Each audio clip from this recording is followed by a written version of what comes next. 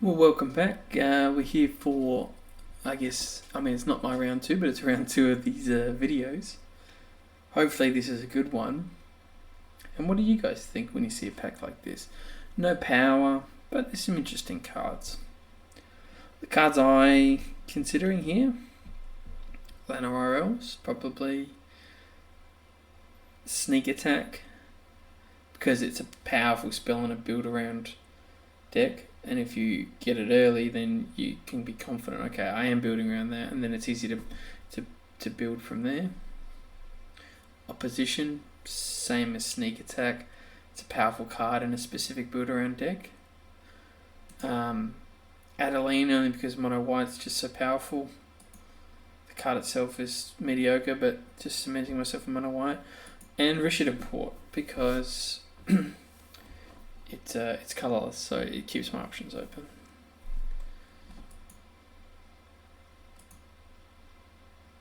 I think normally I'd take Lana Royals here. Maybe for fun I should have taken the Sneak Attack to keep things interesting, but I kind of wanted to show you guys my thought process, and if I start doing that, then it goes down the drain a bit. I'm going to take Caracas here. The card's just exceptional.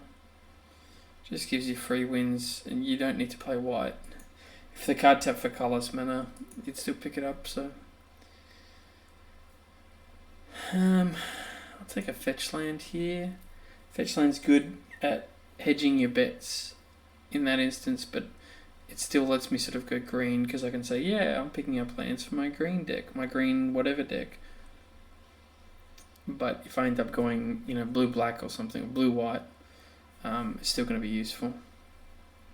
So the best cards here, there's some really good cards. Bitter Blossom's really good. Hymns of Teferis very good, although black-black. Colligan's Command's very good, although black-red. Night of Autumn's very good, but green-white. So we've got some good cards, but they're not... they're a bit limiting in what I can play. Probably the easiest card is Miscalculation. It's not the most powerful, but I've already picked up the Misty. It's very splashable. Yoda Drake, I guess, is in the same vein as that, but anyway. So we're like looking green, white, blue here, I guess, but nothing's really jumping out at me. I'm also keeping track of what's open. And we've got a lot that's open. I mean, we've got 2 white cards, 2 blue cards, red and a quality red and a quality green. So nothing's really jumping out of me as, oh, this is open. Venser Caracas is always a nice combo. Let's take Venser. Ooh, and Flooded Strand. And this is the eternal dilemma. I mean, this is probably the most difficult thing when cubing, for me at least, is going... I feel like I'm in blue-white, so I want to take the blue-white land. I feel like I'm in, this, so I want to take the land. But if I don't take the card, then am I really even in that colour? So you sort of got to make up your mind. Mana Leak here is very good. Ooh, Uro though. Mana Leak is really good in this format. And obviously looking at it, if you were to disregard what was gone past and you just looked at our picks so far, Uro is definitely the pick. But to be honest, I haven't seen that much green. I'm not convinced green's going to be there.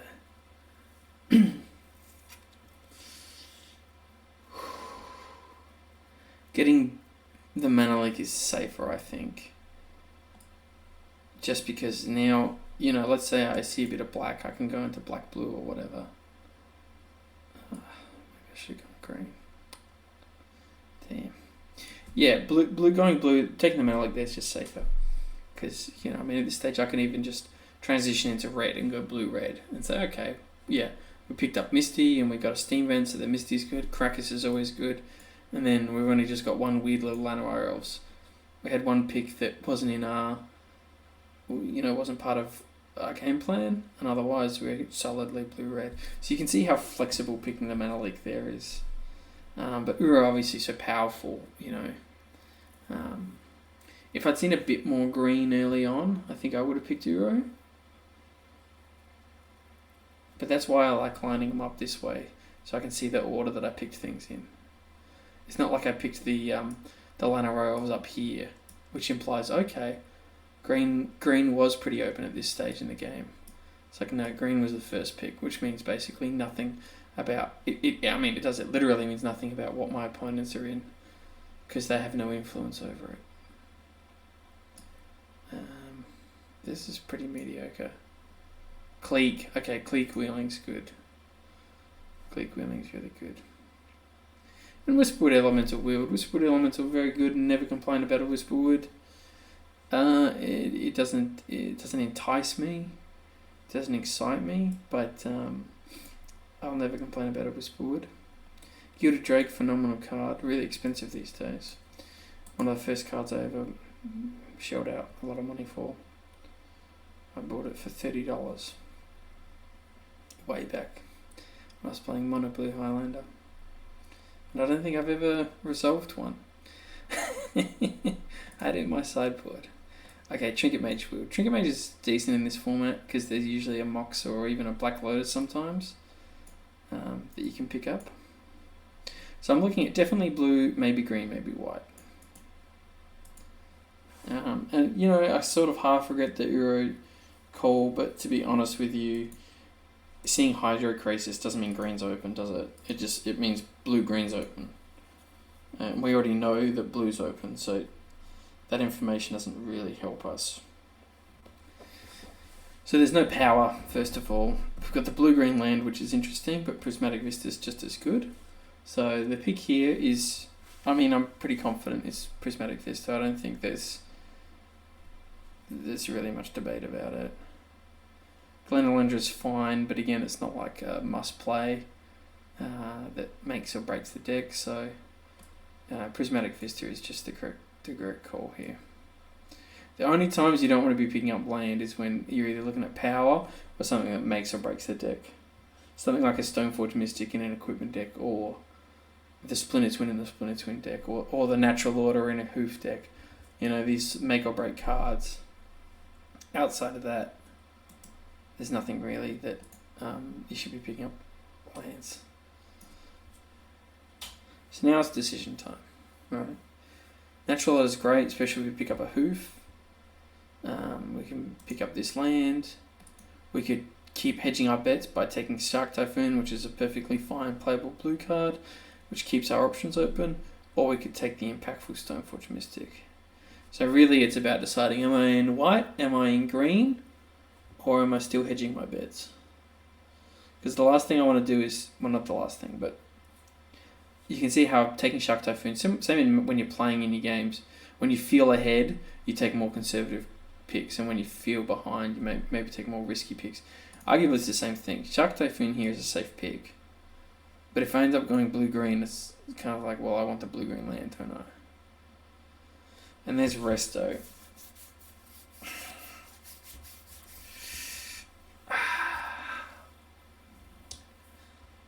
There's Resto. I'm going to take the Resto. I basically don't ever go triple colours unless... Well, I haven't gone triple colours this whole season. So... Sure, there's players that are good at it, that pick up lands a lot more aggressively than I do. I feel like I respect lands a lot, and I pick up lands a lot, but I'm sure there's players out there that pick up lands more aggressively that end up going 3 colours, but it's just not how I play, so for me, I really have to make a choice.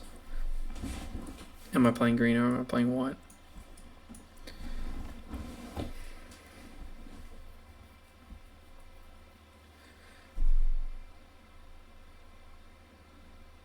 Oh, we got Containment Priest. I'll bring this guy back. It's worth noting. Containment Priest, main boardable, but obviously great sideboard option.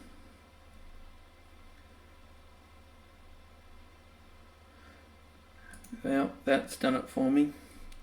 Force of Negation, phenomenal card. Very happy to pick it up, but Teferi 3 is,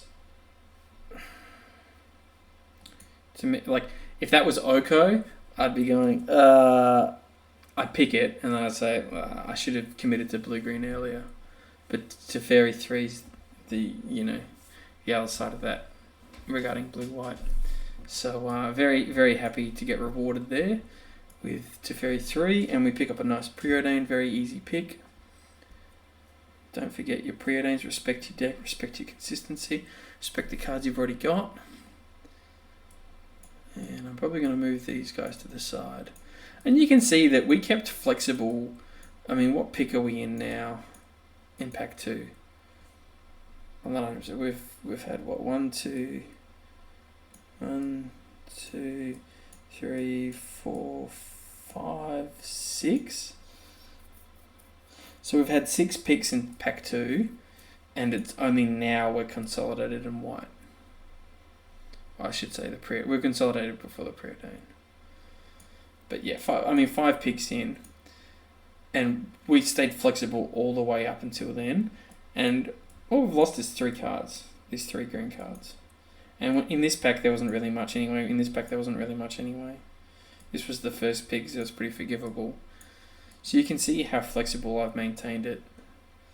I'm going to pick Palastrella here, but I was just hovering. Just have a quick shout out to Mystic Confluence, which is a phenomenal card. But Palastrella's the pick. Ooh, Scoos, very nice, but Relic of Progenitors goes well with the Trinket Mage. And I'll pick up Archangel, very happy. Now that's another great example where I'm getting rewarded for going white over green. There wasn't really anything. I mean, Treasure Cruise isn't great in draft. It was pretty uninspiring, but picking up another nice white card is great. Yeah, sorry, I'm a lot going on, obviously. Relic of Regeneration is a great one. Happy to play it main board. It cycles, it's fine. There's a lot of graveyard interaction. And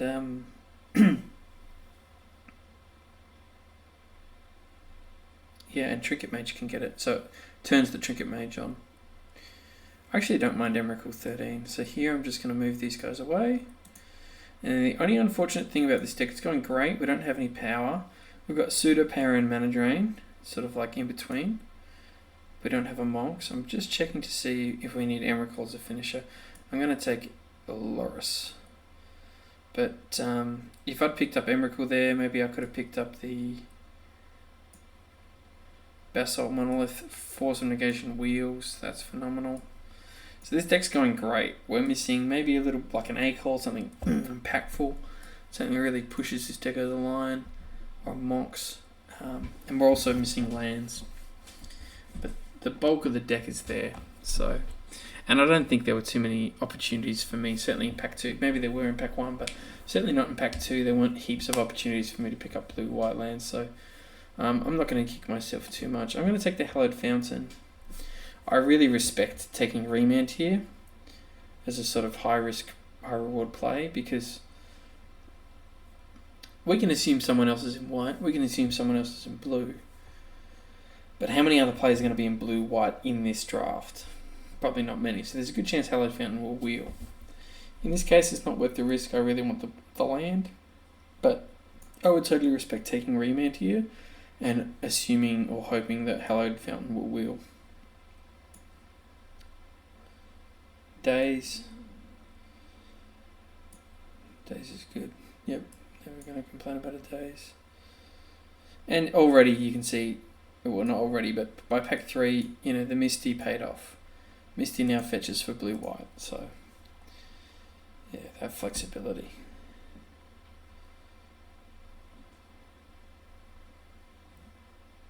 But yeah, it looks like we're not going to get any power in this list either, but that's okay.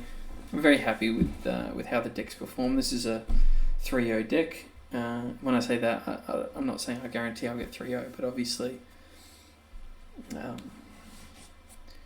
if I was to guess, the deck's performance, I would probably guess it's a 3-0 list. Time Warp really good in these sorts of decks, because in traditional blue decks, constructed that is, a lot of them are control or combo, and Time Warp's bad in both of those, but in sort of tempo or mid-range, Time Warp's actually really good. So Time-Warp's, yeah, strong in these sorts of decks. Now, I'm tossing up between these four. Geist, Repeal is surprisingly good in this format for getting rid of tokens. Spell Pierce is really good. Flicker Wisp is premium white card. And it's really about what will wheel. Geist will most likely wheel. Whether the Spell Pierce wheels or Flicker Wisp wheels is another question. I'm going to take Flicker Wisp and hope that Spell Pierce wheels. We pick up Path to Exile. Big shout out to Thieving Skydiver, which is a great card and I really respect it. But Path to Exile. And again, I'm keeping my eye out for lands, so there's not many. Teferi 5, I'll take. Shout out to Cryptic Command there. Yeah, so the lack of lands could go down to maybe someone else is in blue-white. I doubt it. Most likely someone's playing 5 colour and they're just trying to pick up all the lands. Although we did see a few green-white and other lands like that, so who knows. Still no blue-white. Devastating. So just sort by mana again to see can I or do I want to try to afford a 7-drop? Probably not. I don't really need the Gideon either though, so this goes back to what I was saying in that last draft. Nothing wrong with supplementing your sideboard at this stage once you've already got your deck locked down. And yeah, I gotta say I'm a bit disappointed about the lands. I was really expecting pack 3, pack 1, figure out where we're at, pack 2, consolidate where we're at, which we did, and pack 3 is read the rewards of your correct choosing, and I think we did choose correctly. So I'm a little disappointed we didn't get the lands there. Certainly I don't need this Gush, I don't need the Time Warp, I liked it, I don't need it. What else did we pick up here? Flicker Wisp isn't it's great, but I'd rather a land. So Leon and all of these, I would rather they were just various blue-white lands. Yeah, but it is what it is. We've got a good deck. So.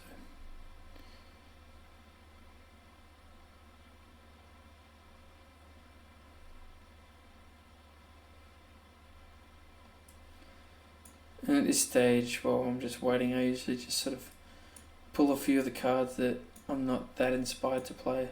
These are all playable, but they don't spark joy.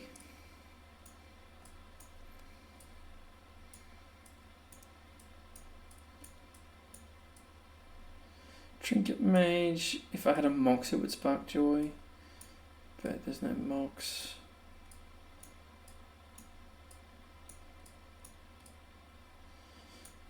Leonin is more a sideboard card in this, just because it's white, and I'm not capitalizing the damage.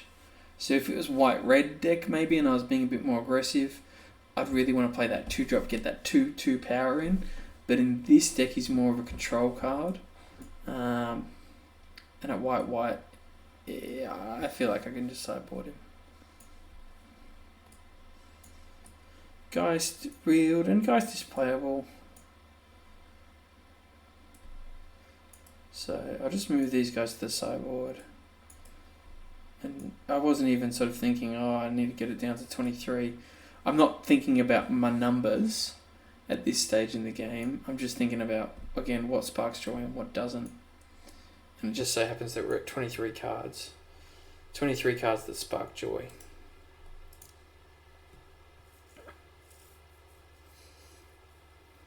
Oh, Cryptic Command. That's a nice wheel. And I think I'll probably play 24 cards at 16 lands.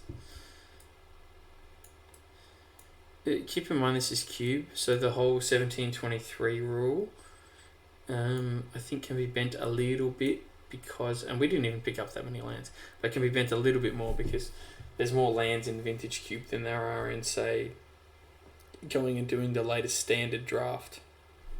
And you might pick up a land, you might even pick up 2, but like I said, this is not a great I was a bit disappointed in the number of lands I got, and I still got 3, I guess multicolour lands. So yeah, I tend to play 16 in cube,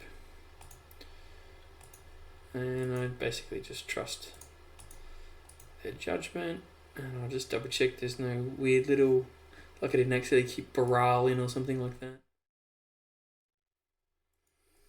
Yeah, so to keep lines and spells.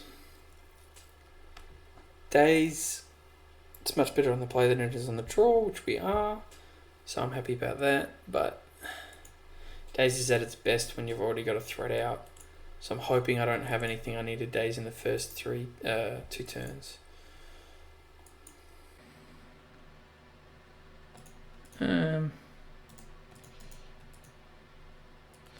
So I'm actually going to let that resolve, and then I'm going to Teferi bounce it. Just cycling with the Teferi, and now it's just a thorn in his side. He could play land pack rats, and I might lose to pack rats, sure, but at least I keep Days up here. Imperial Seal. I'll let the Seal resolve and try to Days what he casts. It's unlikely unless it's a combo piece. And as I say that, I'm just realising this could be Reanimate.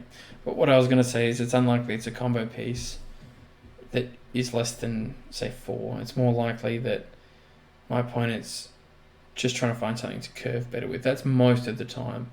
But as I say, because it's pack rats, I realise I think my opponent will probably play 3 mana to discard a card. And it will probably be a Grizzlebrand. And then they will Reanimate. So hopefully we can still get them with Days. But it might be Animate dead in their hand, in which case they'll wait a turn and we won't be able to Days. So we'll see how we go.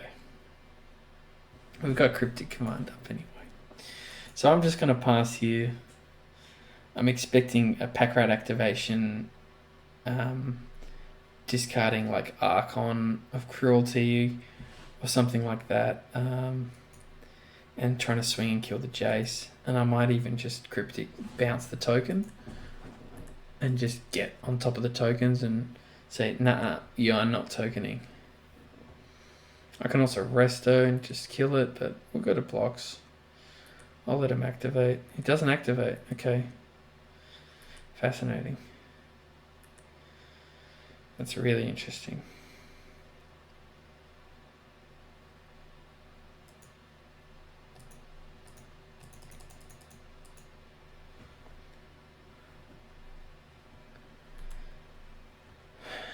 So the Daisy is kind of getting worse as the game progresses.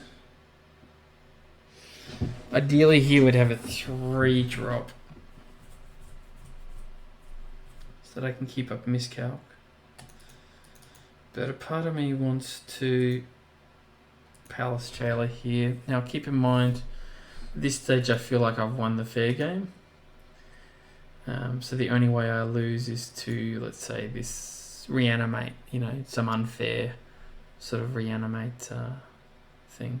But it seems like my opponent's not on Reanimate. They're on mid-range, and that Imperial Seal was an Imperial Seal for a mid-range card being Coercive Portal, which was my original thought when not dazing.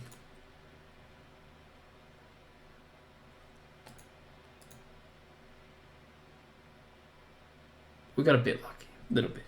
We took a gamble. I'll just Shark Typhoon. Ooh. Keep up Miscalc and Shark Typhoon. Force of Negation, there's a phenomenal draw. I'm going to say that's game now, even if my opponent is on some Reanimate sort of thing.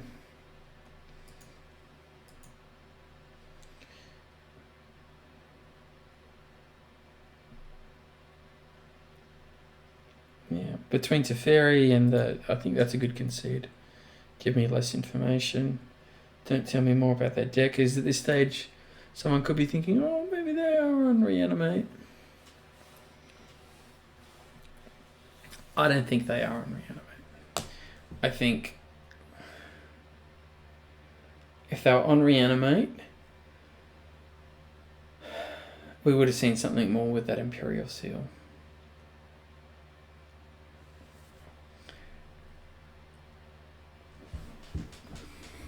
as I say that, I'm going to side in Containment Priest. But just bear with me, alright? Because it's fine, you know, it's not the end of the world, even just to play this main board. And if I had this main board, would I cut it? Probably not. I'd probably keep it in and say, oh, you never know.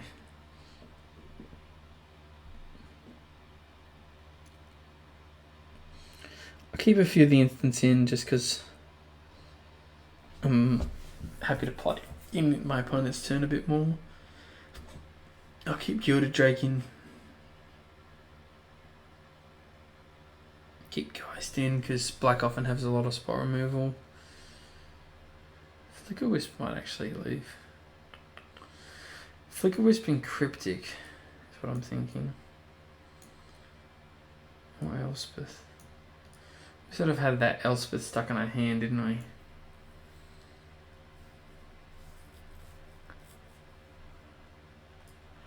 I think I'm actually going to cut Elspeth. Conquers Sun, Conquers Death.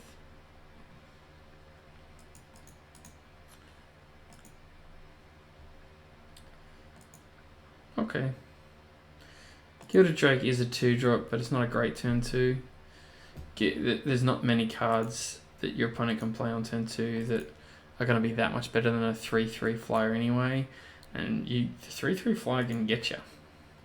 It's a lot of damage. So you don't really want to be trading that early. You want to be trading in the mid game / late game. Hitting our lands here is pretty good. I'm still interested in what my opponent's got. I'm not going to click him in the draw step because I'm concerned about Lily Last Hope. I don't want to click and then they find Lily Last Hope and just deal with it. I guess just generally it's good against Planeswalkers. So my opponent didn't play Gonti because I guess they got beaten by... a counterspell last time. I think I'm actually going to leave them with it, only because the information is relevant. I totally respect sinking any of those cards. Sinking the Gonti because it's the only real form of gas. Sinking the Gilded Lotus because it lends itself to sort of going big and therefore winning with, say, like an Emrakul 13, which, even if I'm really far ahead, can just, break the... It can just totally shake up a game that you would otherwise think you've won. And, of course, sinking Emrakul for the same reason, through the breach or something, can just beat me. But the reason I'm leaving it is because I've got Cryptic here. So I was probably going to sink the Gonti. And now I just get to Cryptic the Gonti anyway. And now I know my opponent's hand is like Gilded Lotus and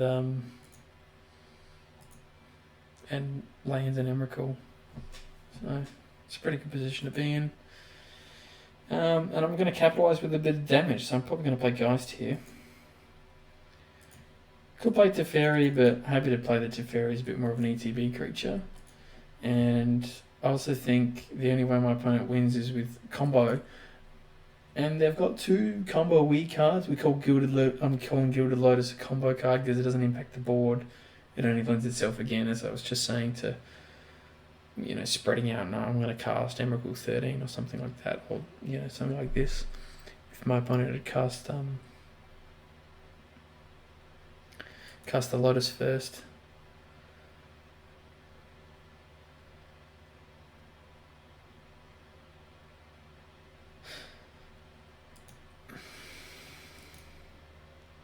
So Flicker Wisp kills the Ballista because it re-enters with 0 counters. Palace Jailer also beats it, and my opponent can ping the Palace Jailer. I think I am going to play Palace Jailer.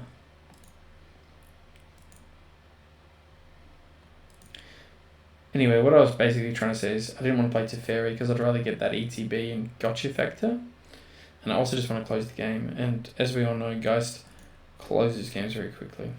Now, this will be interesting if my opponent pings. I think my opponent will probably ping the Palace Jailer in response.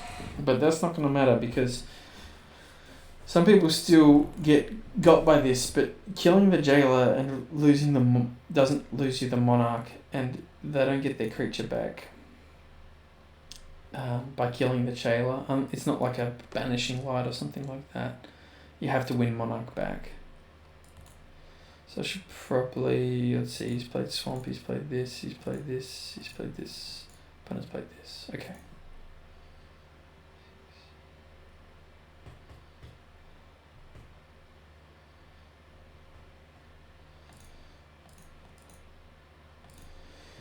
So this Gilded Lotus is kind of, I mean, I think we're going to win either way, but this Gilded Lotus is kind of scary, right? 1, 2, 3, 4, 5, 6, 7, 8, 9, 10, and the land is 11.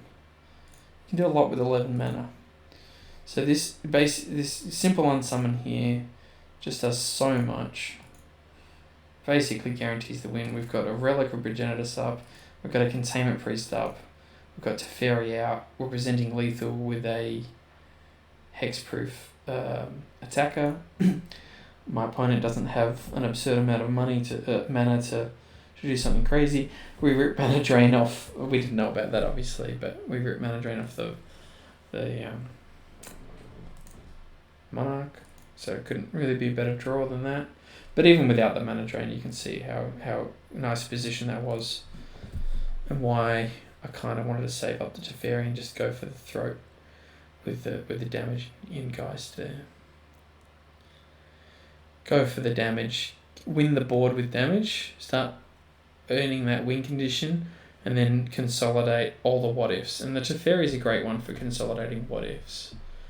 By bouncing the stuff that could threaten to win to lose you the game. So we'll establish our game plan, and then we'll worry about what ifs afterwards. Okay, welcome back. Match 2 here, and we've got a pretty decent opening hand. We're on the draw. Playing Wig Joe. And I guess if I had a goal, it's important to set goals. If I had a goal for this particular Vintage Cube season, I feel like I've kind of already reached my goal, which is being on that front page. You can see here these top 5, maybe being in this front page top 5.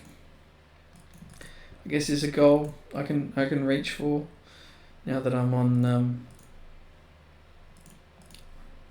Generally, my goal is to be in this front page here, including these ones. But we'll reset our goals now that we've achieved them, and I'm gonna say that's my goal. But of course, I know like Team J Bro, who's in that 5th spot's a full-time streamer, and I'm working full-time whilst doing this, so I'll cut myself a little bit of slack.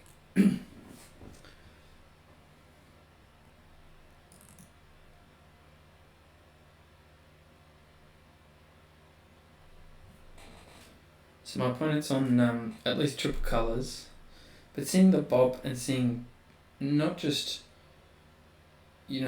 red green and then a green, but 2 non-basics, there's a chance my opponent's on 5 colour.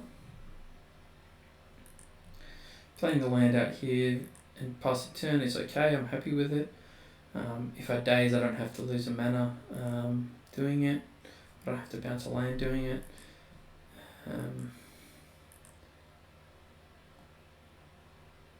I'll probably just cycle with a relic in the end step.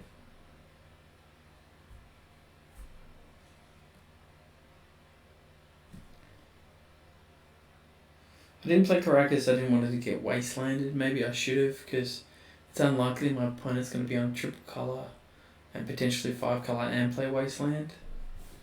And I want white for Flicker Wisp and Archangel Avacyn, but I also want blue for stuff like Mana Drain later.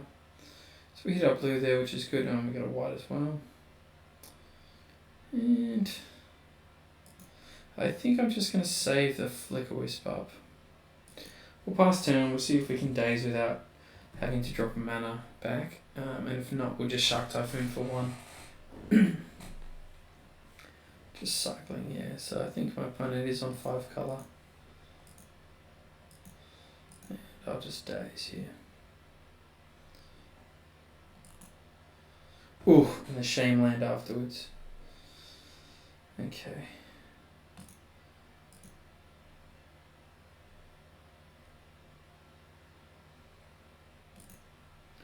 And this is going to sting. Playing Monarch is always risky, but we've got a few things going for us. One, we just had a big gotcha with the days on the Omnath. That's put us really far ahead. 2, the tempo that Palace Jailer brings in getting rid of a creature. 3, they don't have any damage on the board, so they need a haster. They still need to get through Palace Jailer. And assuming they don't kill Palace Jailer, but they just win Monarch back some other way, we can actually flicker Wisp, flicker the Palace Jailer, do it again, and same with Resto. So we can win it back even if we've lost the board. It's a really big factor. Often the Palace Jailer won the Monarch, felt good, yeah, draw, and then they win Monarch back, they get their creature back, they start consolidating. I think, it's slipping here. It's slipping. And then a nice timed flicker can get you right back in. So my opponent opted to get Verdant Catacombs there instead of Omnath. So that means they've got a lot of gas in their hand, because my opponent wanted to go up to 5 mana. I'm sure they didn't get Verdant Catacombs just to desperately get this 1 mana 1/1. They're getting this 1 mana 1/1 and they're getting back the land because they're building up to something big, which is pretty scary for me. So next turn, 1, 2, 3, 4, 5, 6, with a land drop at 7. So we could be looking at Avenger of Zendikar, or maybe even Natural Order in hand for a hoof. So might even play the Caracas out here.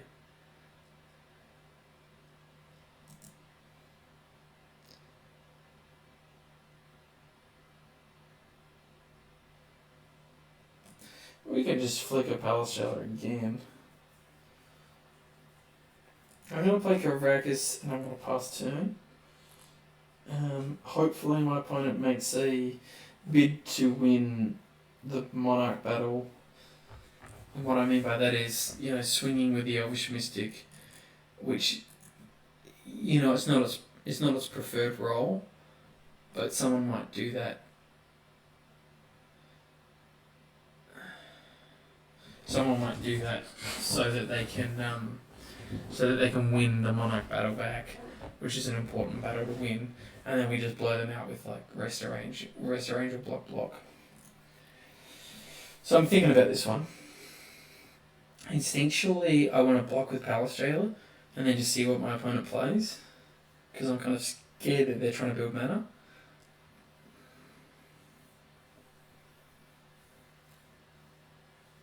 But because we've got 2 flicks in our hand, I kind of want to keep the ETB creature around. So if my hand didn't look like this, I would probably just take the block, which is pretty conservative. And then, just to, I guess, threaten a counter spell or scare my opponent into not playing their big thing, and then I just end step play the threat, or end step Shark Typhoon or something like that. Or even Resto and Flicker and exile what they play.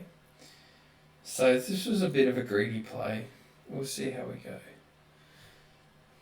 Okay. And so you can see, what we're looking at. Now these are the revealed cards, but they don't all go into hand. The only thing that actually goes into hand here is Huntmaster of the Fells. So not the best Nivmas that I've ever seen in my life. Now once again I could do a Flicker, but I think I'm going Elspeth Conquers Death. We get to keep up Caracas here to Caracas something scary.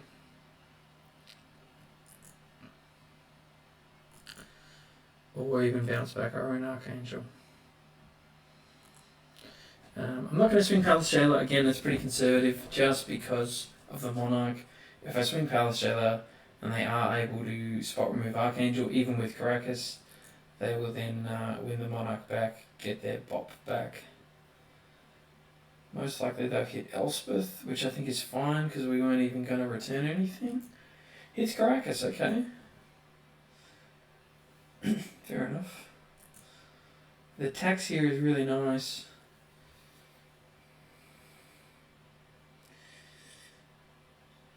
I don't think we're going to see a scenario where I get mana from Ancestral Visions. So we swing him down to 8, and then if I actually play Geist and swing, that's another 4 flying, so even if they can kill the Geist and block it on the ground, it actually doesn't matter too much. Let's just get back Creatures and Planeswalkers. Creatures and Planeswalkers. That makes it hard for my opponent to sweep. Okay, so I'm going to play Geist, present lethal.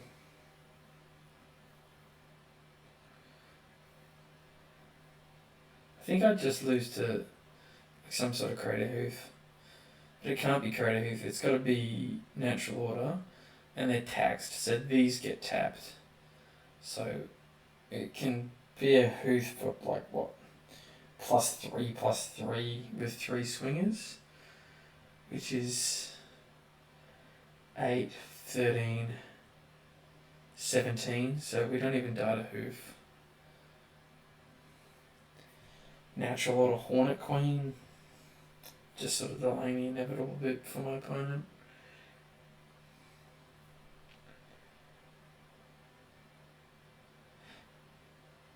I think I will... Alright, we'll play this. That could be dumb. The reason I was umming and erring is just because if I draw mana drain off the Monarch, I'll look like an idiot for dropping the visions. Maybe I should have played white for Geist. White blue instead of blue white.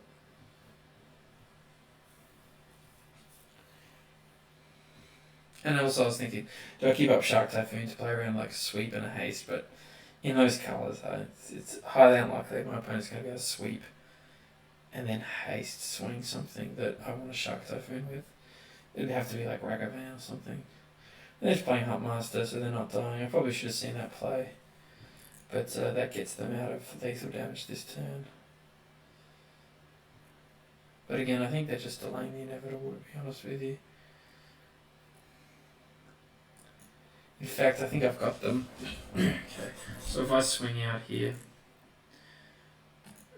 or I swing with Geist, sorry, they go down to 2, but then because they have to, I guess they don't have to kill the, yeah, fair enough. I should have swung Palace Jailer. So what I was going to say is they kill the Geist and then the Angel triggers, and that does 3 damage to my opponent, which would have been lethal. So that's why my opponent's blocked there instead of just flat killing it with like a wolf or something.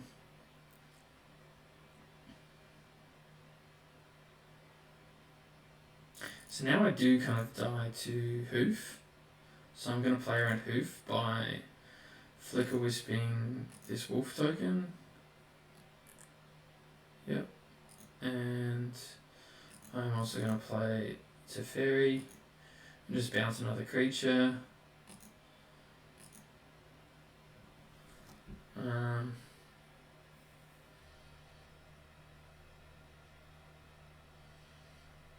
Yeah, let's say something that produces mana. Just the mana's a little bit scary. And yeah, that just reduces my opponent's ability to hoof win, which I think is the only way they can win. So yeah, my opponent's conceded because obviously I don't have the hoof. I didn't do the maths, but I don't think hoof actually wins there. You know, they play Elvish Mystic. Yeah, Elvish Mystic. Or they have Huntmaster and Slime to swing with. So Elvish Mystic order that dies, there's 4 creatures because they've got the Caryatid and the hoof. So they get +4/+4. So 9, 12. 20. They would have swung 21 damage. I was on 19, so I just need a block with the Archangel Avison or something else, whatever, and I'm fine. I'm gonna play Containment Priest. I'm a bit scared of Natural Order. Okay, we're back. I'm not sure what my strength and weakness is if it's my gameplay or what I choose.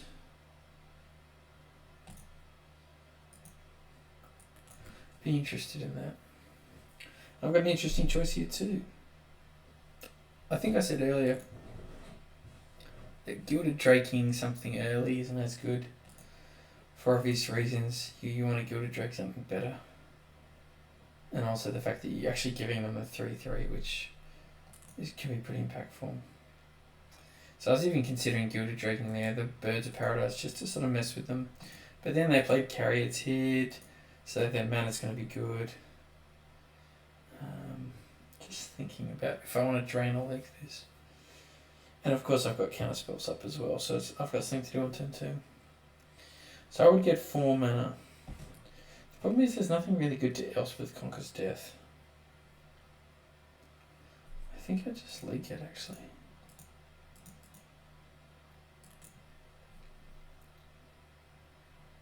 I just can't use the mana that efficiently. Ruffles, okay.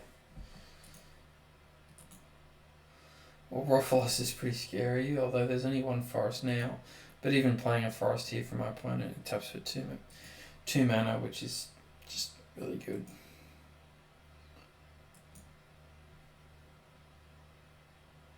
It's a bit of a conundrum, isn't it? Because I can't train something and also Elspeth Conquers Deaths it, because I'm countering the thing that I would Elspeth Conquers Deaths. But whatever. You know. Can't be too upset. I was hoping that would be a permanent that I could then Elspeth Conquers Death. But it is an Uro. And I just sorted out my relic, didn't I? So that's annoying.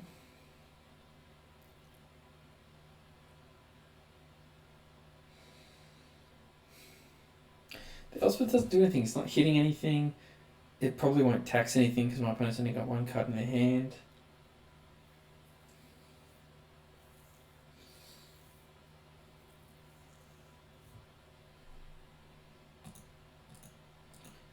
I was thinking of venturing, but I don't think it'll achieve much. So I just want to get a threat out there.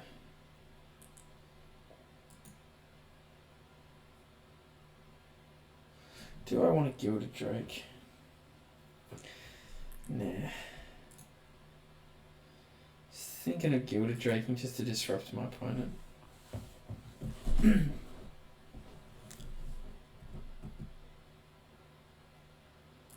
Yuck. I'm glad I didn't Drake, because they could have made the Drake a 4 power, which would have been annoying. Yeah, Clamp's good.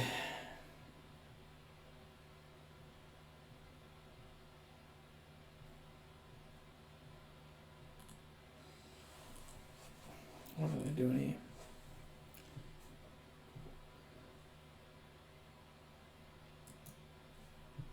Okay. Fair enough, just looking for gas. Also filling up the bin for the Uro, keep that in mind. Now, even though it's not ideal, I can actually Flicker Wisp the Uro and then it will have entered the battlefield, and because it wasn't escaped, it would sacrifice. Now they get a card and 3 lives, so there's more efficient ways, but it is a way to deal with the Uro, and it's going to get that trigger if it attacks anyway, so arguably if my opponent, if I don't find anything better and my opponent Uro's here, that actually does the job, and I'd rather it just get an ETB and die than sit there and swing and do a 9 life turnaround. Days is looking pretty lackluster, isn't it? Yeah, okay.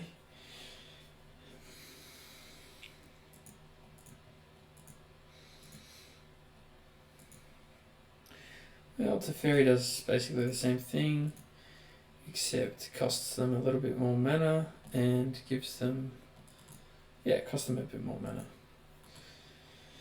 And I develop a little bit myself.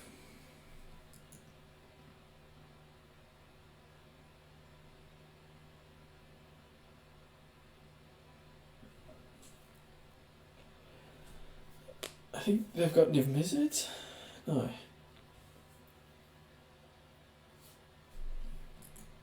I want a queen. Well, that's annoying.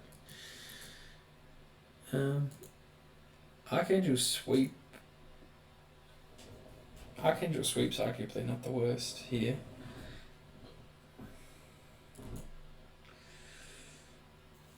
I can actually play Gilded Drake. Can I purposefully not switch with something? In which case Gilded Drake dies, and if it dies, Archangel triggers. Up to one target creature an opponent controls. If you don't or can't make an exchange, you sacrifice it. So if I just play Gilded Drake here, my Archangel does actually flip. It's kind of interesting. It's a pretty baller play, isn't it? That's pretty baller. That's a good play. You gotta give it to me every now and then.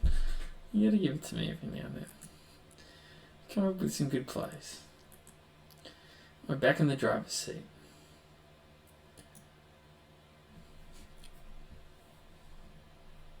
Hanging on. My opponent's got a lot of mana and a lot of cards. It's not looking great, but we have the board. We have the board. Now, opposition, what can I say? One of the greatest cards in Cube. Just even thinking about dazing it there, just to prevent them getting that creature and snowballing. Hopefully there's no creature here. Shocking is upsetting. My opponent played blue, blue, blue, which might have been a mistake because I know they've got Uro in hand. And Huntmaster is going to be a really nice one to daze. Now, the only reason I don't want to daze this, in fact, I don't want to return, I want to hardcast. I was going to say, because I really, really, really want to hit lands and Elspeth this opposition. Because this opposition's just yuck. It's going to be a nightmare to deal with. So we need land. That's really a shame. I really, really wanted to hit land there. Because the opposition can just lock you out. You know, my opponent can just untap and I don't know. Avengers Indica, Deranged Hermit. Those are all just locks. But even if they just play two or three creatures, they can stop you. I'm just wondering if I want to clique out something in their hand, or if I want to Venser it, because they've got so much mana that Venturing it, even though it's the instinct, might be worse. But I'm going to go with the Venser.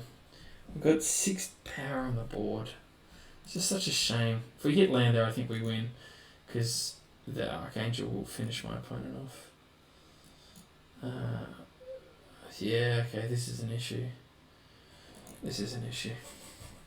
Because they're getting 3 off the Uro, and they can actually, if my opponent's smart, they will tap. Yeah. They'll tap. Tap the Hallowed Fountain.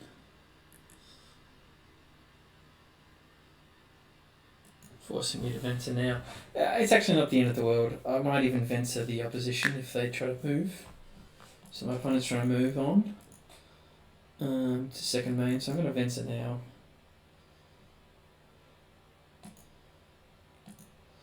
There's a logic there to also just playing Clique, because that's actually lethal damage. The Archangel and Clique is 9. But I'm just kind of scared of, like, my opponent going opposition creature, and then they just tap the Archangel, and eventually I'll get locked, I think, so it's going to be difficult for my opponent to play opposition here and a creature, certainly not 2 creatures.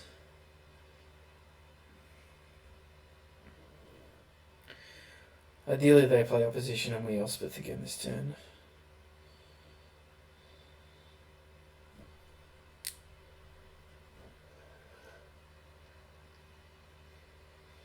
I need 2 more cards in the bin for Uro.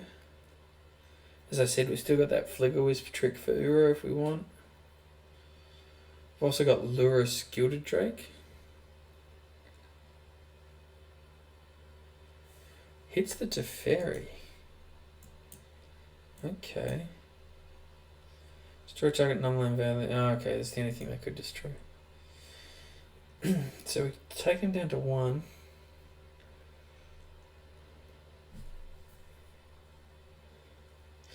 If I flicker the angel, it'll come back as a 4/4, by the way. I think I just want to click. So, I play Visions. I will get my opponent into a devastatingly low range. I'll finish off the Vraska. And I'll keep Clique up. Probably in response to opposition.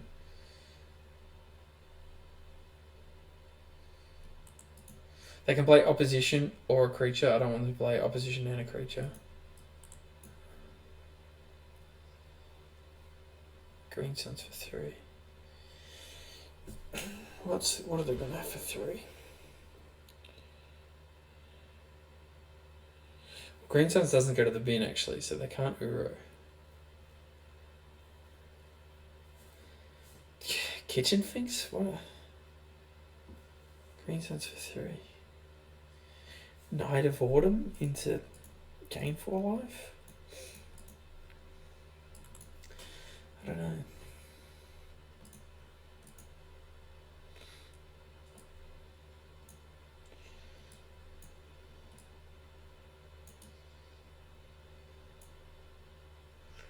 Something to flicker Yorion? Let's sink the opposition.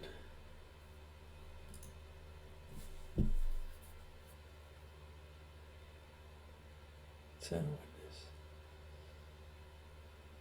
Horner Queen, okay.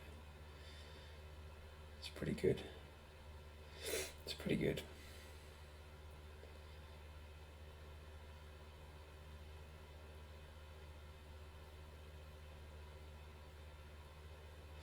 What a game. What a game. Well, we still don't have 5 mana for Elspeth. We've got a few tricks we can do though. I could Alpha Strike and then Resto the Archangel, giving everything indestructible, so we would end up killing 2 of their things. And then we actually get Archangel flipped on this side, which isn't the end of the world, because then if we can kill one of our own creatures, we flip back to the red side and deal 3 damage, which is pretty good. Now keep in mind my opponent can Uro again, going up to 5, so it won't be lethal. But it's not a bad play. We kill 2 things. We get another flyer out. We can do the Lurus Gilded Drake combo at some point again. I think I'm going to do it.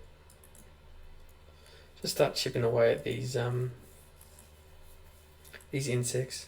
It'll be pretty hard for my opponent to not kill my creatures and not also take lethal damage. So they're kind of locked into Uroing. Like I said, we've still got that Flicker Wisp trick, I guess you could call it. Flicker Wisp trick. Oh no, I blew it. Resto says non-angel. It does not come up. It does not come up very often. Non-angel. It's an angel. Okay, that's alright. Let's Flicker Venser, I guess. Flicker Venser. Yes, Flicker Venser. And then Venser can come in and bounce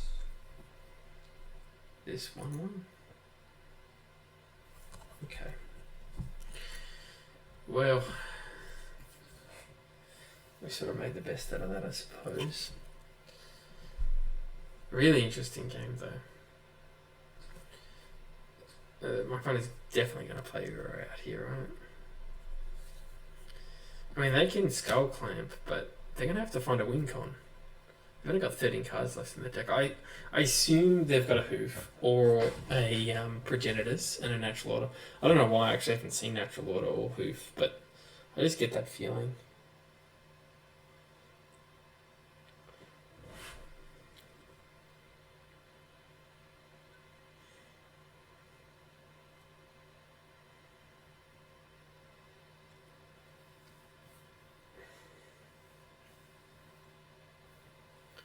Okay, sure. Fallen Shinobi? Could be Fallen Shinobi. They've got the colours for it. This is a good game. I feel like it's weird that I felt in charge the whole game despite having 4 mana and my opponent having all this mana and all these cards, and just because of that board presence I'm sort of getting a bit of, I guess, value in a sense. I'm getting a bit of value out of... Alright, well this is pretty devastating. I can't see us beating this actually. I can't see us beating this. I think I need... Yeah, the rest of it was a bit of a misplay. I think I needed to... Okay, he doesn't play Uro there. Can't play Uro. Only has 4. Because they Eternal Witnessed something? They've picked up too many things from Eternal Witness to Uro. What did they pick up? They picked up Vraska. Vraska's not that good. Gains your life, I guess. What a game. Still don't have 5 mana. Could almost deck them out. So this is what I'm thinking now, guys. I'm thinking... Doesn't really work. My logic... I'm still on this sort of Flick of the Avacyn game plan to deal the 3 damage. But I just can't see it happening without them getting Uro first and gaining a bunch of life. Or Vraska and gaining enough life to get out of it. So... It doesn't quite work.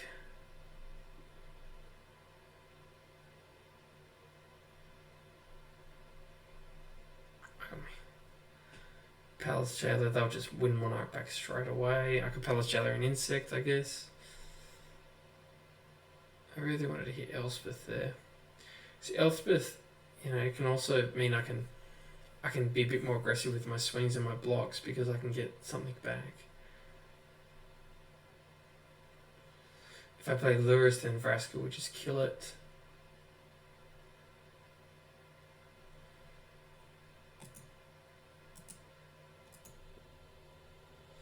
Flicker Wisp isn't great. I don't get that ETB.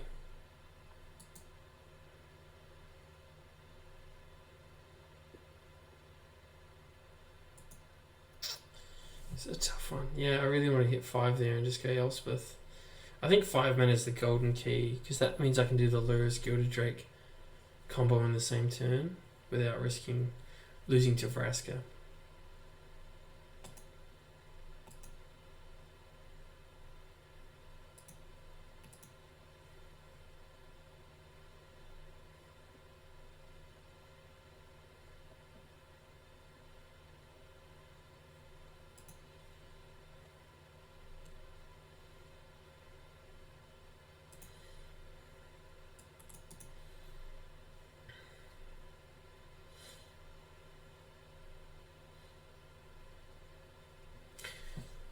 There's not many good plays here, I don't think.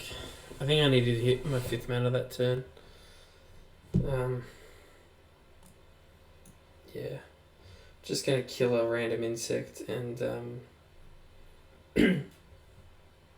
see if I can even... If hopefully they clamp a bunch, win Monarch back, Uro, and then realise they've only got sort of 4 cards left in their deck. Too late. And hopefully I've killed enough. Ooh, yikes. That's pretty bad. Oh, that's definitely game. Oh, we're so close. We're so close.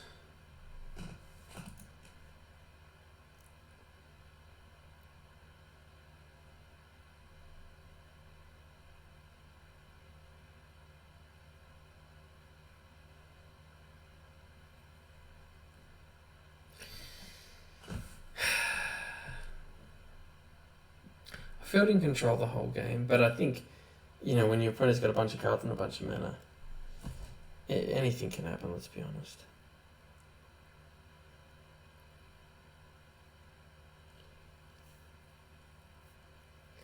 Let's see a bit more about their decision making and their deck. Burn a little bit of their time as well.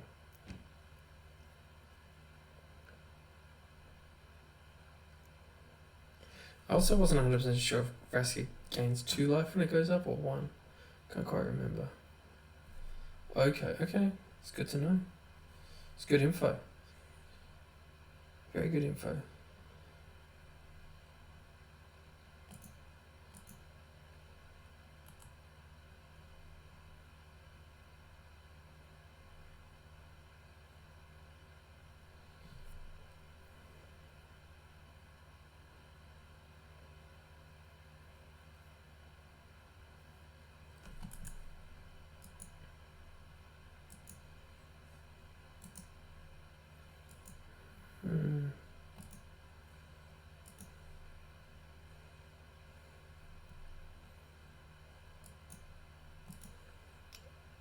You guys all like this.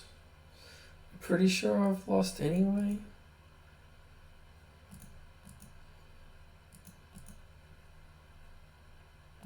But tell me what you think of this play.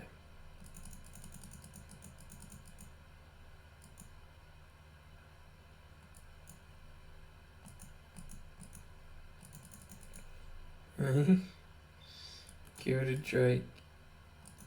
Switch with Haunted Queen. I don't get the ETB. Never mind. I was thinking I could get the ETB. Alright, I'll just concede.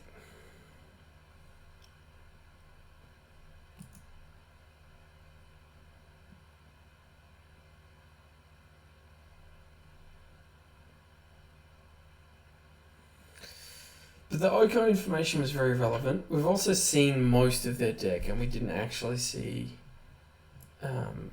natural order. So I'm going to take the Contempt Priest out. I'm going to put Relic back in since we saw Uro. We didn't see that many artifacts and enchantments. We could put Revoker in for Vraska / Oko, I guess. But I don't think it's necessary. I think I'll just play like this. Hopefully we have a good game 3. I think we held out pretty well.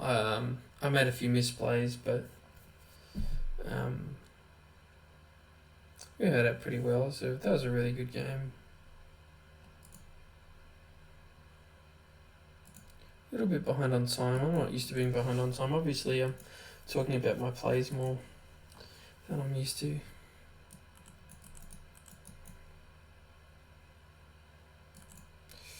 Definitely tempted to daze that.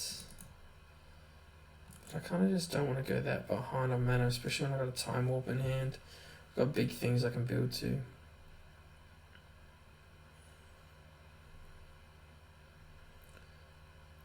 So I just go daze the creature that they want to clamp off. In the long run, it's not a great plan because they're eventually going to be able to find something they can clamp with, and I don't have a lot of answers for clamp. So as I said out loud, I'm thinking maybe I should have dazed the clamp. But you can see how this is like not a bad position to be in. Not too many non-creature spells. Maybe I should have taken Force Negation out. Oh, that's lucky. Very happy to force that. There's not going to be many other good targets. And they obviously want to build mana. And especially with a Skull Clamp, it's a great one to force. Hopefully we hit blue here. Bummer. That's a shame. Blue here, I think, would have been really devastating. To be able to Cryptic. And they passed turn. Okay. Pop.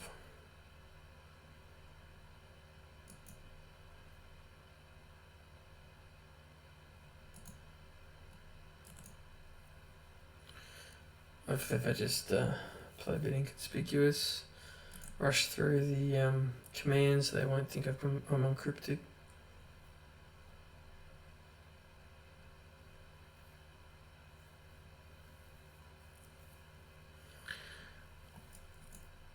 off here, although they've still got 7 cards in hand.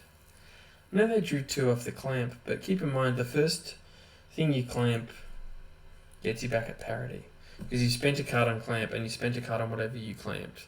So it cost my opponent 2 cards to get those 2 cards back. So they're only at parity anyway. It's the future clamps. And to be honest, I am regretting not dazing the clamp. But you can see the logic in my play where I go, I daze the creature, I counter the other creature, I counter the next creature, rah. And then my opponent might get a free a clamp eventually, but that one's not free anyway. That's just parity.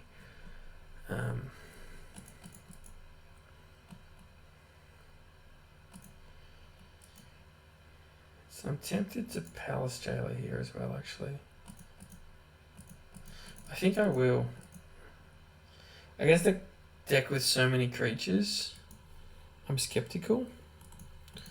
But I've just got, because I've got Time Warp in hand, I feel like I could capitalize. Bone Shredder. Okay. Clamp, yeah. So hopefully I can capitalize with this Time Warp here.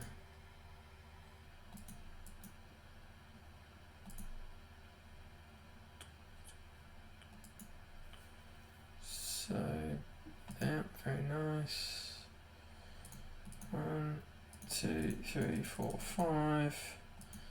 I get to Time Warp. I'll just bounce this Skull Clamp. We drew Bleak, which is really good.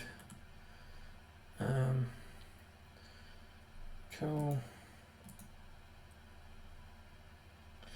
So can I afford to play Teferi and Teferi 5? So I can't Teferi Venser Leak, but I can.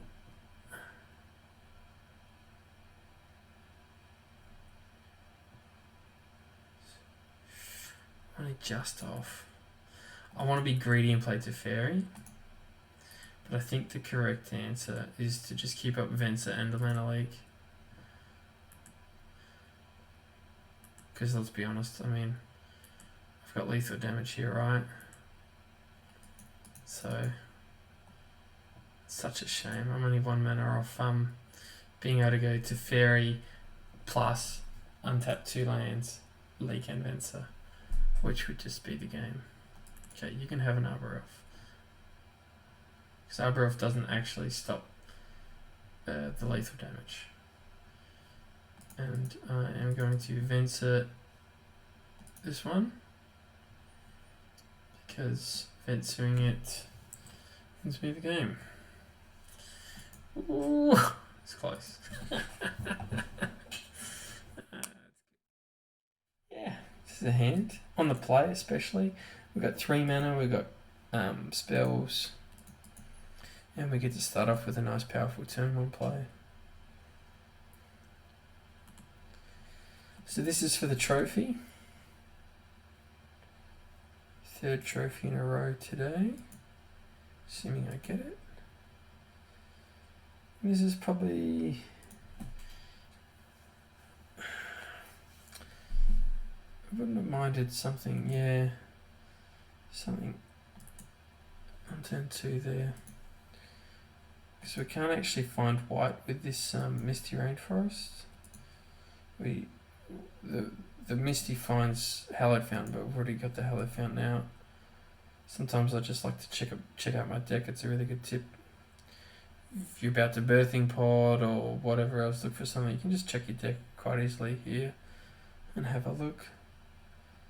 So yeah, Misty Rainforest doesn't find my white, so I can't play Loris here. So I'll just pass turn, keep up Force of Negation. Hopefully they play into it. They do not.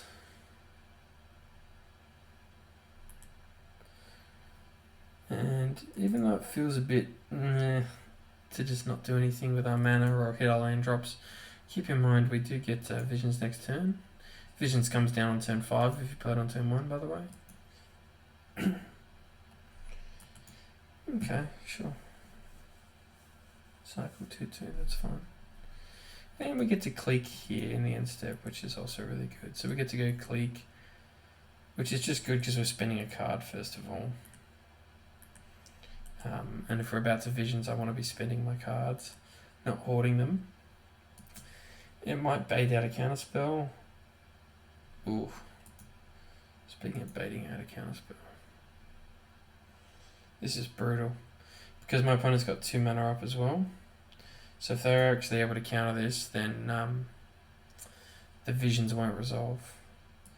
So we're pretty boned if they have a mana leak here or something. I would even consider going clique here and then holding up force pitching blue card, but we don't actually have another blue card.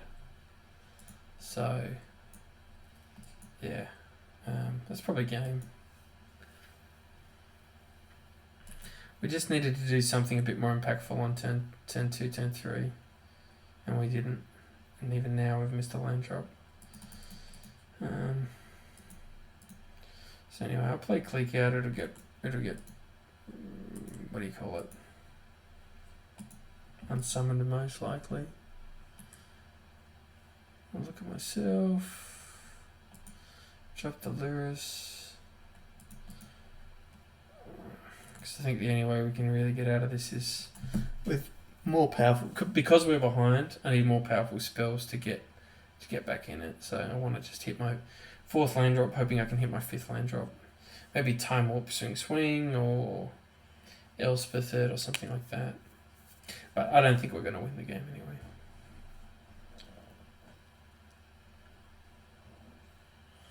My opponent just had a really nice, smooth start. Nothing crazy, just a nice smooth start. Signet, cycle the Shark Typhoon. You can see cycle the Shark Typhoon's doing work. It pressures any planeswalkers I want to play. You can block the clique to stop the sort of clique swing time walk maneuver. It's putting on a clock. Help cycle to maybe find the Teferi Mana Leak land to do the game winning play.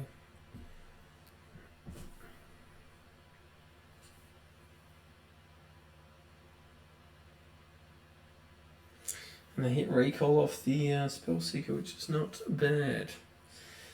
So like I said, I think we're pretty well done here. I'll just keep playing for posterity, I guess.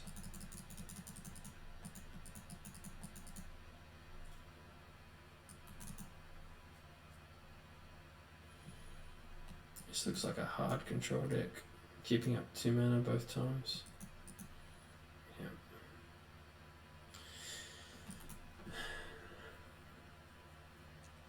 So for the viewer, I might even cut it off here, but if I was playing privately, I'd just play it out to see more cards in their deck, see what they're playing, see if there's a Tinker combo or something, but it's probably not going to be that interesting for you, so I might just cut it off here. Okay, Can't Liberated. Yeah, that's enough. I've seen enough.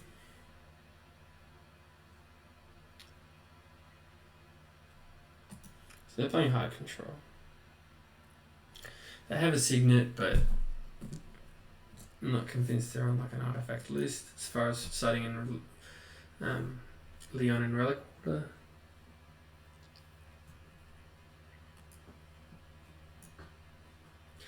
Tokens aren't great against blue because they've got repeal effects.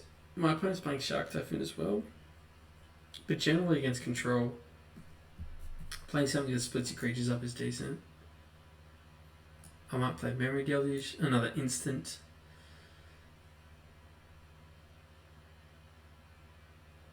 Yeah, okay. So I'll play Memory Deluge and I'll cut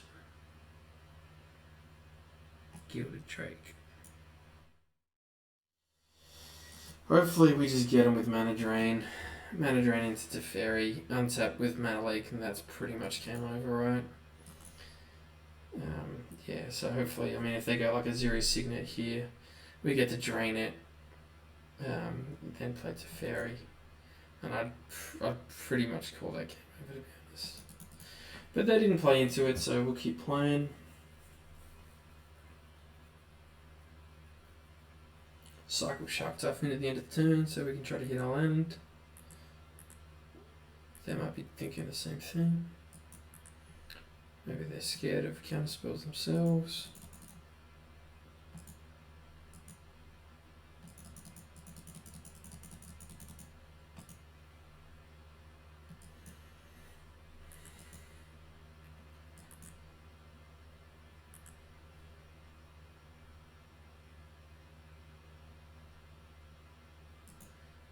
So I'll play Misty there, because now I can drain and leak if I want to. There's a good chance that's just another Shark Typhoon. Nothing, okay. Well, it's a very small victory.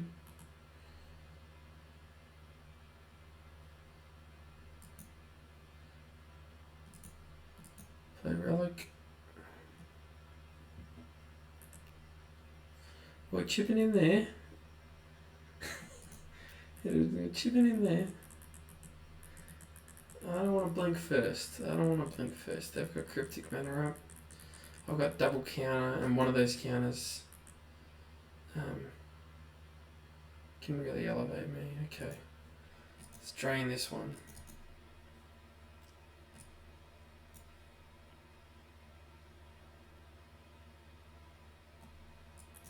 Cool. And now we mana leak their backup play. Ooh, they've got nothing. Okay.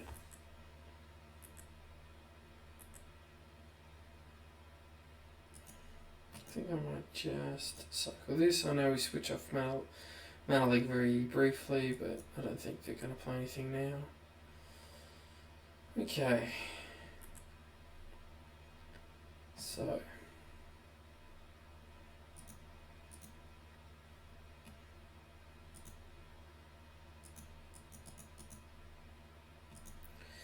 Teferi 5.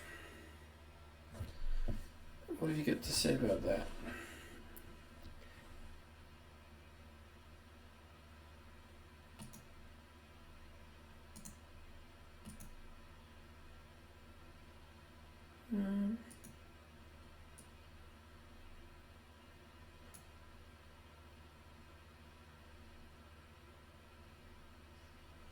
Just thinking about which land I want to pick for this job.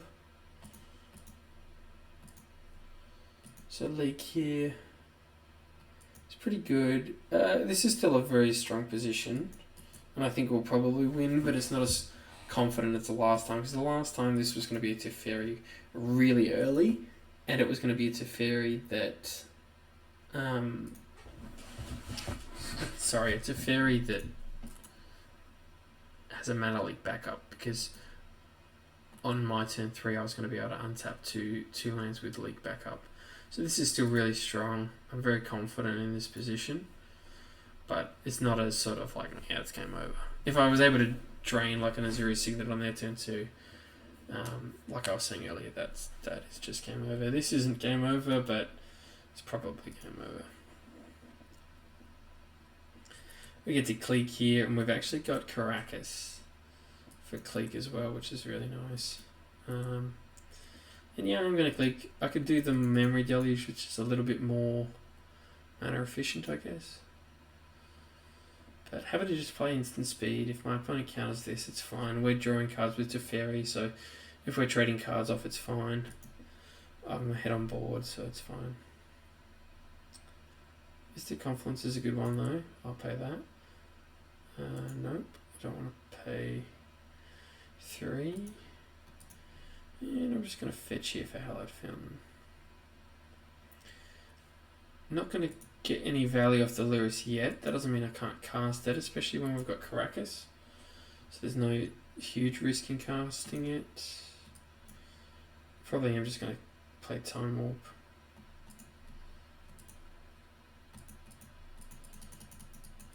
Because I get to get a card off Teferi.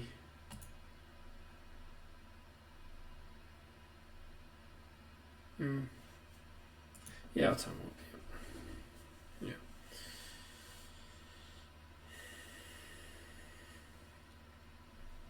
I just draw an extra card. Okay. They've seen enough. They've seen enough. So they're definitely on hard control. With fact or fiction, to me, is like a definite hard control card.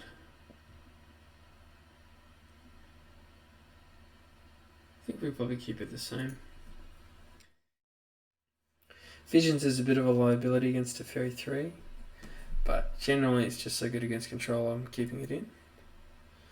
And it's decent. I'm not chuffed about this hand, but it does the job.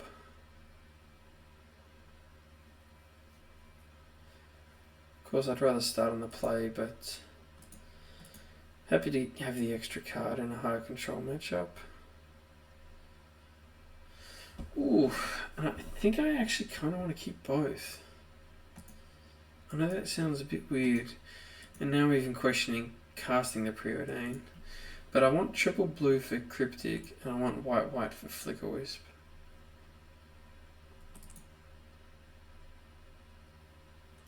Caracas, that's pretty good from them. We've got Archangel, we've got Cleek.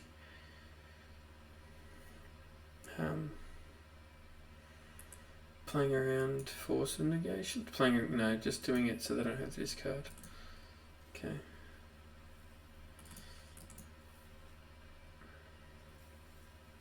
It's not a good start. Yeah, maybe I shouldn't have preordained there, because if I'm happy to hit lands, then what am I really preordaining for? I would have been happy to hit gas as well, so maybe I should have just waited, and then if I'm struggling to hit my 4th, 5th land drops, I preordain.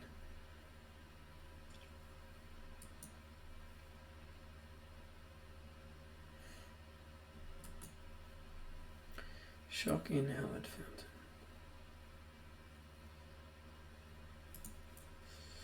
Small misplay for me there. I should have played Plains just to switch on Flicker Wisp if I wanted it.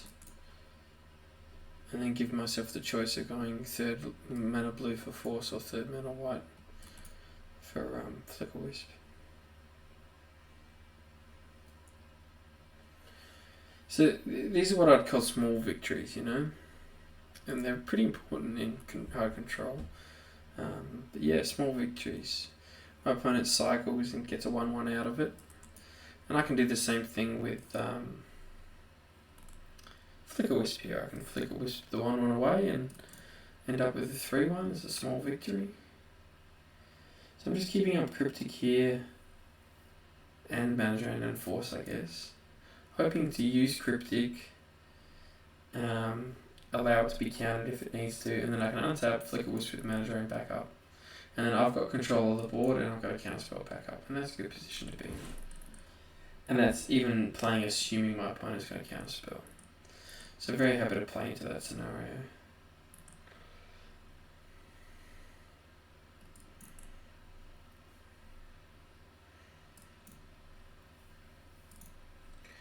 So eventually we'll die to this field, so I'm just going to play Flicker Wisp out. We've got a Mana Drain up. It's not the end of the world. I don't need to fight over this. See what they have. They don't have Cryptic.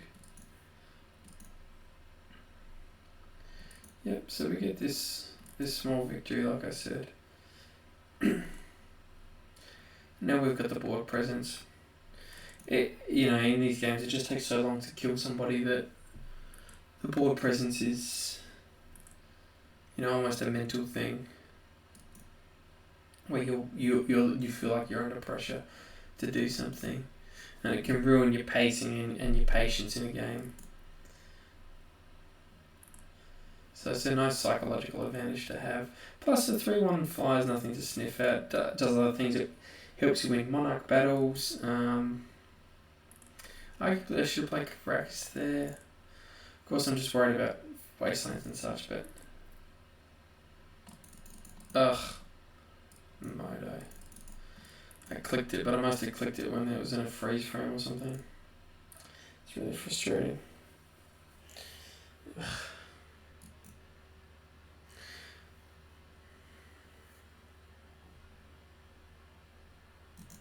So he's got 6 lands with different names here for the Field of the Dead.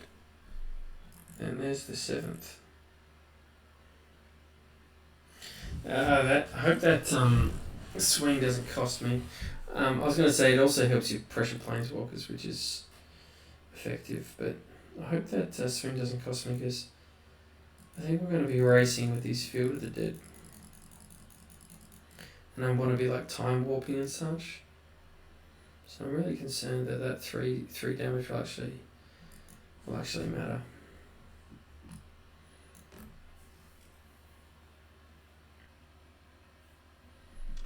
Okay, you can fluff.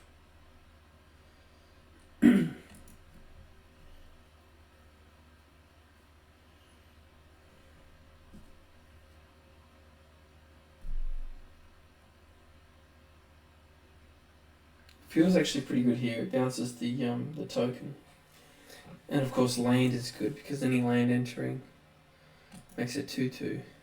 So Elspeth seems quite strong here, but it's actually not as good as it looks compared to the others. And Mystic Confluence is also very good just to play end of the turn to force a counterspell in my turn. What if I do like this? The expensive stuff and the cheap stuff.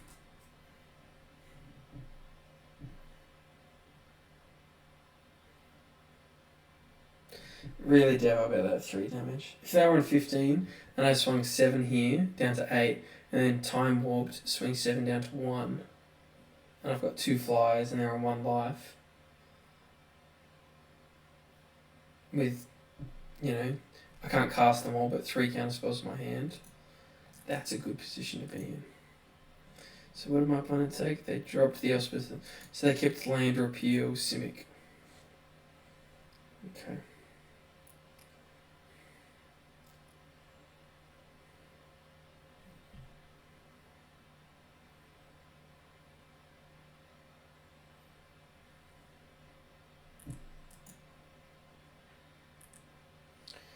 Blue there is actually pretty good. My opponent ends up discarding that island to hand anyway. Important to remember that that's essentially a 2/2, isn't it? And I don't think we're going to win this game. I just got a feeling this Field of the Dead's going to beat us. My opponent's got 8 cards in hand, so they're going to keep hitting their land drops, and they're going to beat us with the 2/2s over time, I think.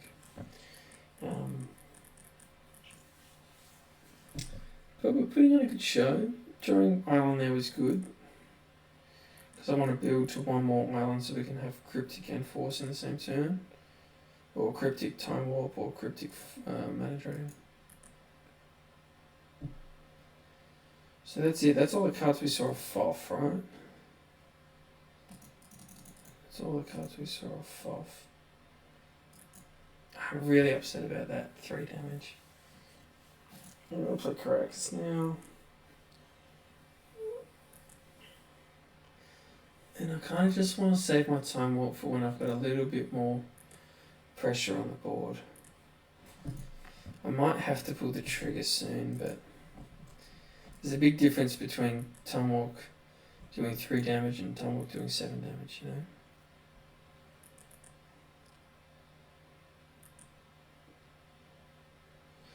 Mana Leak was a pretty bad draw there since I think we're losing the board. If we're losing the board, we don't want counterspells because counterspells help maintain the status quo. We don't like the status quo here. But you can see how the race is pretty tight, especially when you factor in the fact that I've got Time Warp and maybe a Cryptic Tap. We've got a chance that we can actually win it.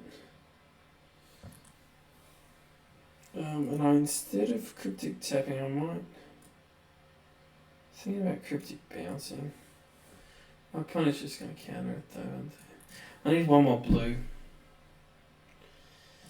That's annoying. I need 1 more blue.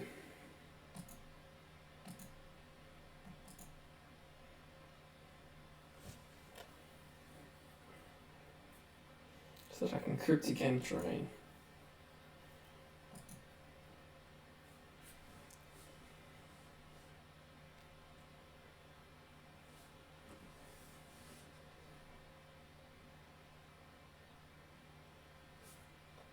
I don't think I've lost to a Field of the Dead in this draft yet. When I saw it, to be honest, I thought it was a bit like, meh. Especially in my opponent's just playing a blue-white deck. I mean, I haven't seen any black, so I assume these are just for Food of the Dead.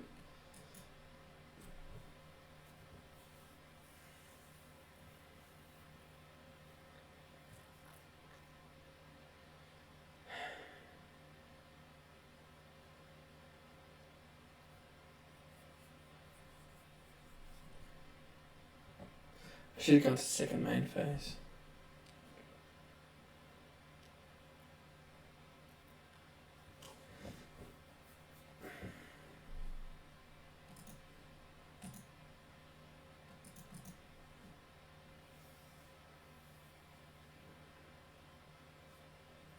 Interesting.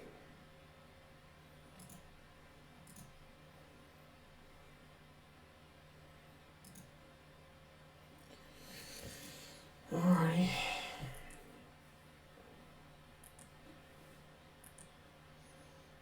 So I'm just keeping the yeah, she can just sick of it. So brutal. That's alright. I'm just keeping the Flicker Wisp back so I can. There's a good chance my opponent will spot remove it, but then at least I'm forcing my opponent's hand. And I can block a zombie and keep Teferis alive. See if I can win on a different axis to racing.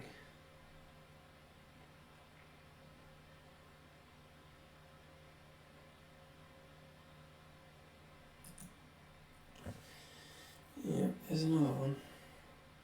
Another one. Banishing Light.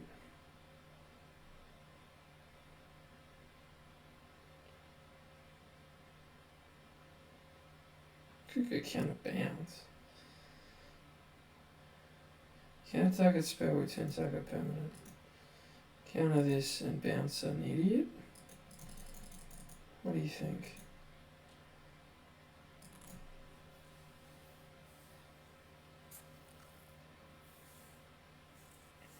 Maybe I should have Elspethed it.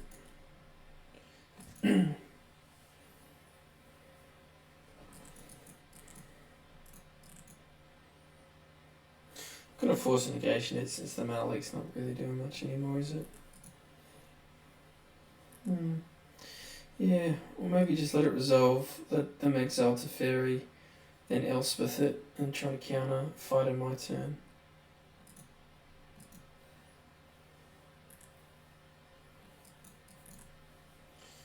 So this way I can time warp and Teferi can stay out of zombie death range for a turn. What do we got here? Upheaval. Count 7.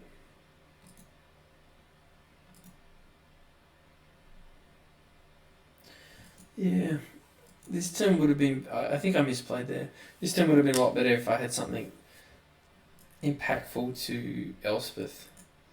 So I should have let the Banishing Light resolve and gone 5 mana Elspeth, 5 mana Time Warp.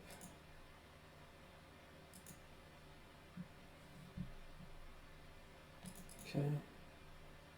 1, 2, 3, 4, 5. It's Time Warp.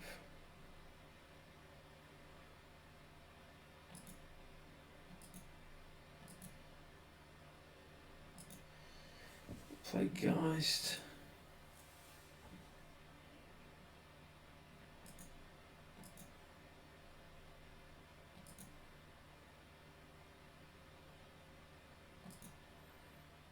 Fairy up.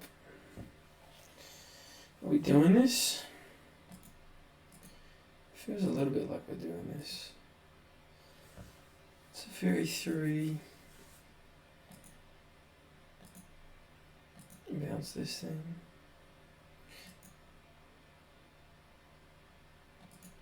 One, 2, 3, 4. Memory Deluge. Ooh, Vents is good. And Arcane is good. I can play both, although my opponent's got Caracas, keep that in mind. But Vents is actually not terrible because it bounces a zombie. The Arcane just... I mean, it's better than Visions, right?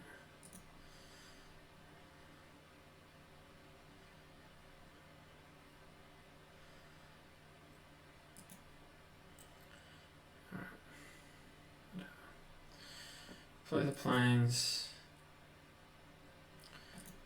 We swing 6. Opponent goes to 6. We untap some lands. And you know what? This position, you know, they've got a lot of mana. They've got some cards, but this is not a terrible position to be in. The top of the curve that we've seen so far is Khan. I wouldn't be surprised if they've got Emrakul 13 in their deck, but the top of the curve that we've seen so far is Khan, and that's been countered. We've still got some great potential. You know, my opponent, I could even just... Yeah, I might actually Venser this. We can Caracas our own Venser and Venser again. The next zombie. This just... It's essentially we're keeping Teferi around, but we're playing around... but we're not playing around some massive tap-out spell. But at this stage, I mean, they could cast a 5-mana spell twice over, and the Venser won't stop it, so...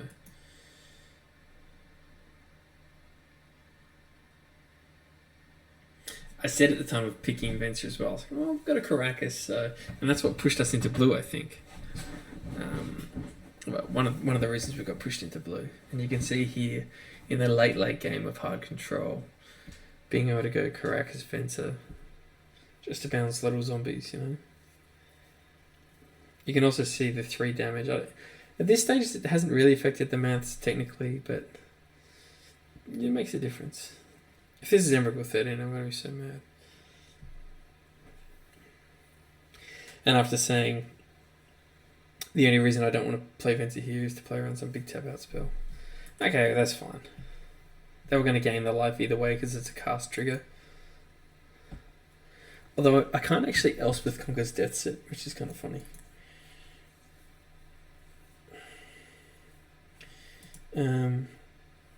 It is flying. We've lost our ability to lethal. The 2/2 body's not really doing much, so I'm just going to Caracas this guy. They're on quite a lot, quite a few cards in hand. In deck. So if there's even a potential to just bounce this thing and say, are you going to tap out again? You can just keep playing this thing and drawing cards, but then what? You know, you need a resolution strategy. This is tough. This is tough. We've got a lot of good stuff left in our deck, if I'm not mistaken, and we're spending our mana quite a lot. Yeah, we've got some good stuff left in our deck. Palace Jailer and stuff like that. Elspeth Conquers Death's been really bad this whole series, hasn't it? Hasn't been impactful. We've got 3 legends in hand. Yikes. The Teferi 3 is quite strong. I mean, we can just Venser.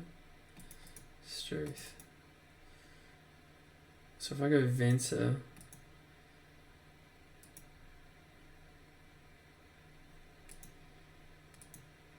bounce this thing. This is going to seem crazy to you guys because it's like an ETB sort of thing.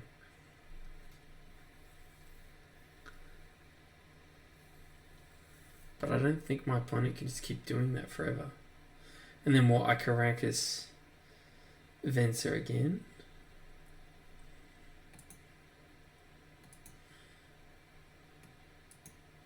Why not?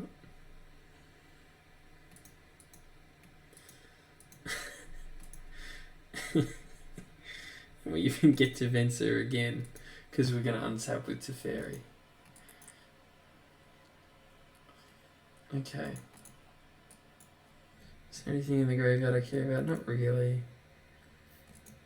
Alright. So basically we're in the same position as we were last turn, right? They've got a lot of mana, a lot of cards.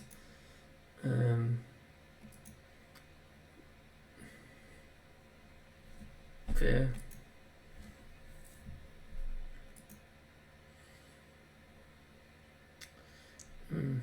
Maybe I should have clicked in the drill step. The click's actually pretty good here. My opponent's got Caracas, but we're seeing a lot of cards, and it means that Caracasing my events is not great. But you know, it could tap them out at the end. They might just Caracas in the end step, and then I can cast Archangel Avison or something. I don't know. We're getting on top of them, aren't we?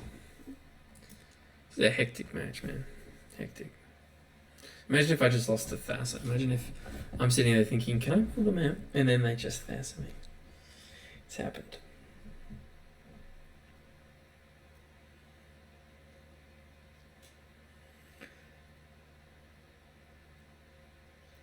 They're doing the crisis again? Is that their only way of surviving? Jinkataxis. Well, Jinkataxis is a legendary. So it can be Caracas.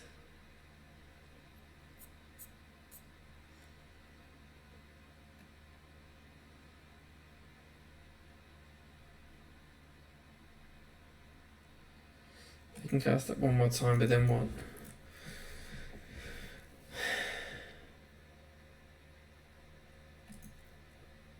You can see how powerful Caracas is as well.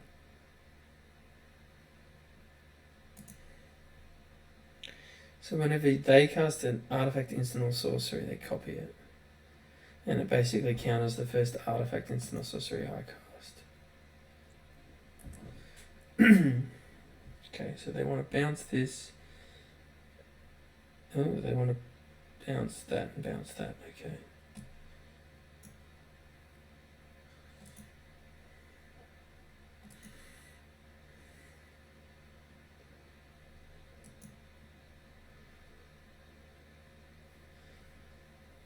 Well,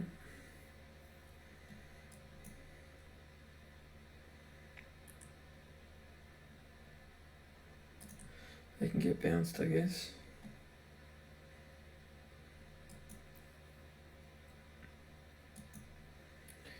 But you've only got 3 mana.